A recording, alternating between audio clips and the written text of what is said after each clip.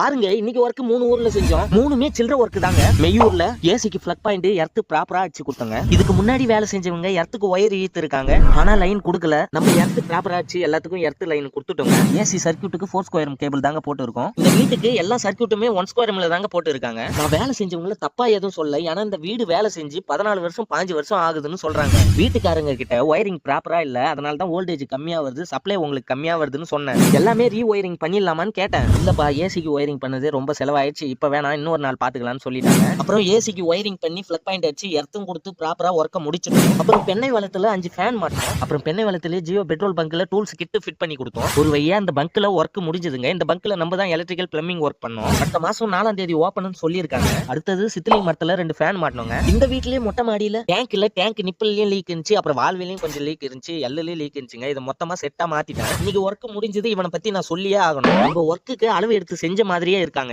ஏன்னா நம்ம ஒர்க்குனாவே கொஞ்சம் ஹைட்டான ஸ்டூல் வேணும், இல்ல ஏனியை போய் தேடின்னு இருப்போம். அதெல்லாம் எனக்கு வேணாம், சின்னதா ஒரு ஸ்டூலை மட்டும் கூட நான் ஏறி ஃபேனை மாட்டிடுறேன்னு எல்லா வேலையும் இவனால சீக்கிரம் முடிஞ்சதுங்க.